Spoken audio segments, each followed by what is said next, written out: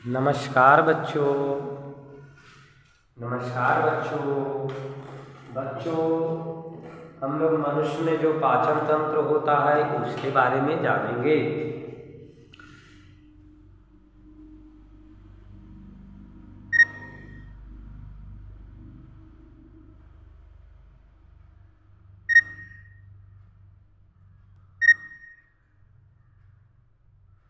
प्यारे बच्चों, पाचन तंत्र किन्हें कहेंगे?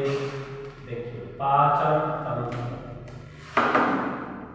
पाचन तंत्र, प्यारे बच्चों, पाचन तंत्र किसे कहेंगे?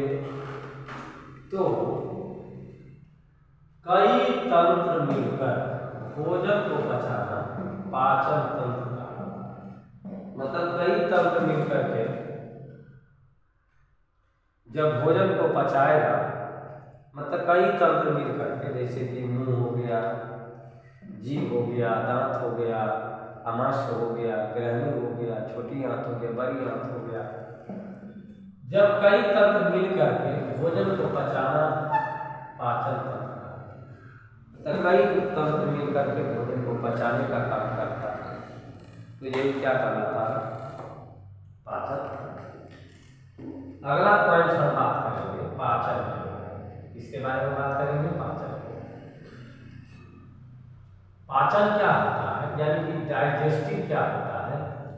जटिल पदार्थ को सरल पदार्थ में तोड़ना ही पाचन कहलाता है।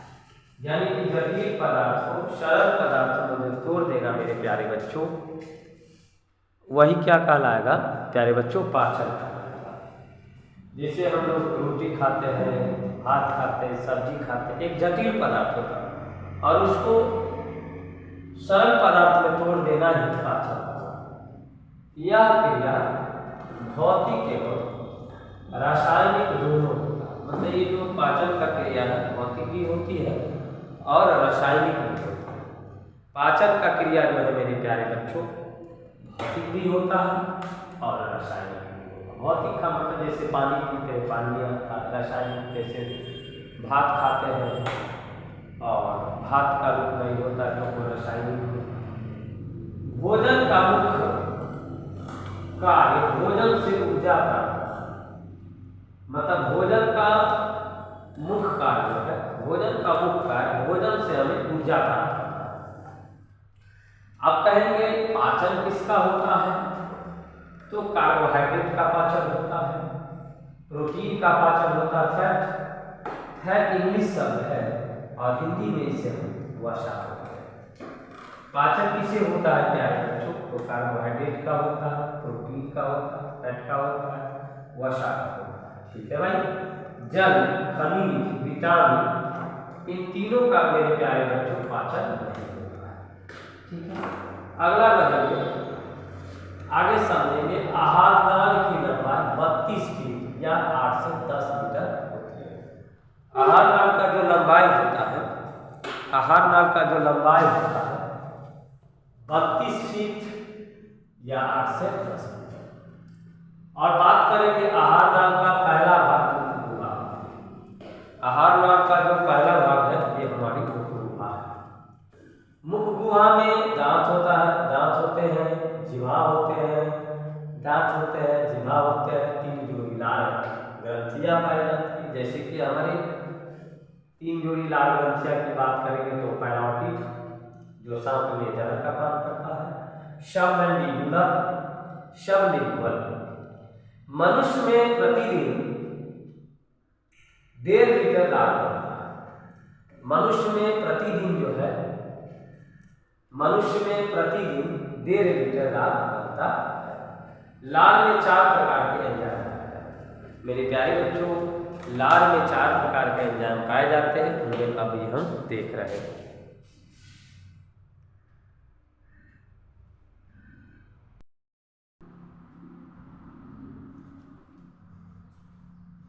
प्यारे बच्चों,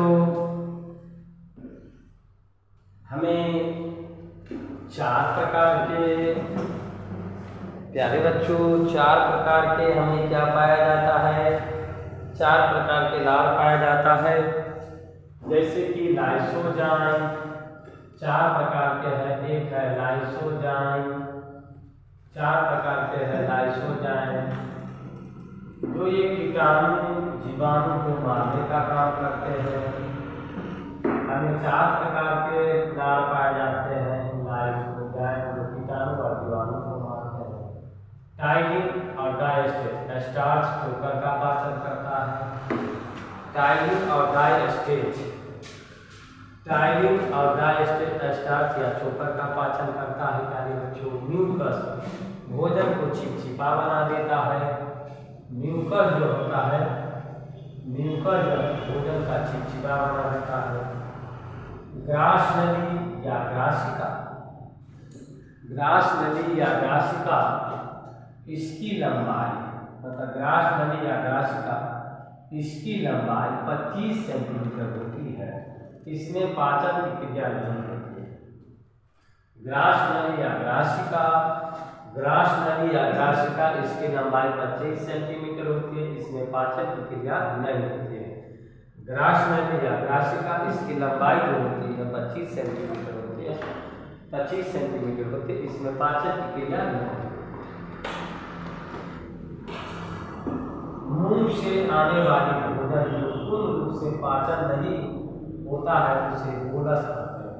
मुंह से आने वाली भोजन, मुंह से आने वाली भोजन जो पूर्ण रूप से पाचन नहीं होता है उसे बोलस कहते हैं। मुंह से आने वाली भोजन, मुंह से आने वाली भोजन जो पूर्ण रूप से पाचन नहीं होता है उसे हम बोलस कहते हैं। ठीक है प्यारे बच्चों, आगे की अगर हम बात करेंगे, आगे अगर हम बात करें मेरे प्यारे बच्चों, आगे की अगर हम बात करें प्यारे बच्चों जी,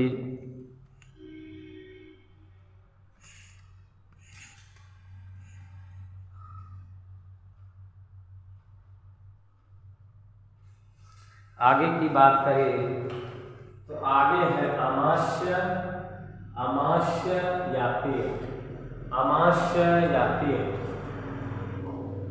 आमाशय में भोजन 4 घंटे तक रहता है, यानी कि हमारे आमाशय में जो भोजन है 4 घंटे तक रहता है। आमाशय के 3 भाग होते हैं। कार्डियम, यह आमाशय का ऊपरी भाग होता है। कार्डियम जो होता है आमाशय का, कार्डियम यह आमाशय का ऊपरी भाग होता है। कार्डियम यह आमाशय का ऊपरी भाग होता है। इसमें एसियल होता है जो कीटाणुनाशी होता है। कार्डियम यह आमाशय का ऊपरी भाग होता है। इसमें एसियल होता है जो कीटाणुनाशी होते हैं, यानी कि कार्डियम जो होता है, कार्डियम जो होता है यह आमाशय का ऊपरी भाग होता है। इसमें एसियल होता है जो कीटाणुनाशी होते हैं। इसके बाद हम बात करें फंडिक, फंडिक की बात करें, इसमें कटानुमा रुज्जी होता है। फंडिक में एक कटानुमा रुज्जी होता है, यानी कि आमाशय के 3 भाग होते हैं। एक कार्डियम होता है, यह आमाशय का ऊपरी भाग होता है। इसमें एसियल होता है जो कीटाणुनाशी होता है, यानी कि आमाशय का जो ऊपरी भाग है वो कार्डियम कहलाता है। आमाशय का जो ऊपरी भाग है कार्डियक होता है। इसमें एसियल होता है जो कीटाणुनाशी होते हैं, यानी कि कीटाणु को मार देते हैं। उसके बाद हम बात करें फंडिक, इसमें कटानुमा रुज्जी होता है, यानी कि फंडिक में कटानुमा रुज्जी होता है। जब हम भूखा रहते हैं तो चुभता रहता है एवं भोजन को रोक करके रखता है, और भोजन को रोक करके भी रखने का कार्य करता है। ठीक है प्यारे बच्चों,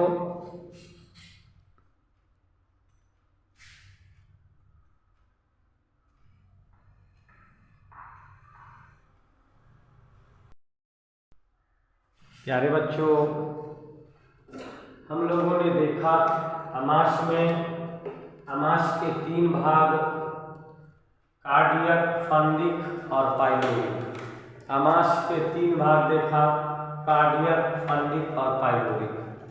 आमाशय के 3 भाग होते हैं, आमाशय के 3 भाग होते हैं। कार्डियक होता है, फंडिक होता है और पाइलोरिक होता है। आमाशय इसके 3 भाग है, पाइलोरिक, पाइलोरिक लास्ट भाग है। देखिए पाइलोरिक में क्या होते हैं, इसमें जठर ग्रंथि होते हैं। पाइलोरिक में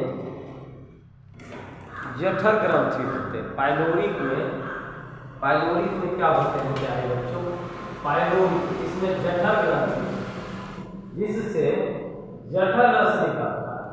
पाइलोरिक में एक प्रकार का ग्रंथि होता है, पाइलोरिक में एक प्रकार के ग्रंथि होता है, इसमें जठर ग्रंथि होते हैं जिससे जठर रस निकलता है। जठर रस 2 रसों से मिलकर बना होता है। पाइलोरिक में क्या होता है, इसमें जठर ग्रंथि होते हैं। पाइलोरिक में क्या होते हैं, जठर, इसमें पाइलोरिक में जठर ग्रंथि होते हैं जिससे जठर रस निकलता है। जठर रस 2 रसों से मिलकर बना होता है। जठर रस जो है 2 रसों से मिलकर के बना होता है। प्यारे बच्चों आइए पाइलोरिक के बारे में समझते हैं। इसमें जठर ग्रंथि होते हैं। पाइलोरिक में एक प्रकार के ग्रंथि होते हैं जिससे हम जठर ग्रंथि कहते हैं। पाइलोरिक, इसमें जठर ग्रंथि होते हैं जिससे जठर रस निकलता है। पाइलोरिक में क्या होता है, इसमें जठर ग्रंथि होते हैं। पाइलोरिक में इसमें जठर ग्रंथि होते हैं जिससे जठर रस निकलता है। जठर रस 2 रसों से मिलकर के बना होता है। रेनिन का काम होता है दूध से दही बनाते हैं। रेनिन का काम होता है दूध से दही में बदलते हैं। और कैप्सिन का काम होता है प्रोटीन का काम। रेनिन का काम क्या होता है मेरे प्यारे बच्चों, दूध से दही में बदल देना। रेनिन का काम होता है दूध से दही में बदल देना। और पेप्सिन का काम होता है प्रोटीन का पाचन। बोलस, मुंह में जो हम भोजन लेते हैं उसको बोलस बोलते हैं। मुंह में जो भोजन हम लेते हैं उसको बोलस बोलते हैं। और आमाशय में जो भोजन जाता है वो कायम कहलाता है। और जो लेट्रिन के रूप में निकल जाता है अपचा बोले उसको चाय बोलेंगे। और ये जो बिलिरुबिन के कारण यह पीला होता है। बिलिरुबिन के कारण जो आप लेट्रिन करते हैं उसका रंग पीला होता है। थैंक यू दोस्तों, नमस्कार। आप सभी को नमस्कार। आप ये वीडियो देखिए, अगर आपको अच्छा लगता है तो अपने दोस्तों में भी शेयर करेंगे। धन्यवाद दोस्तों।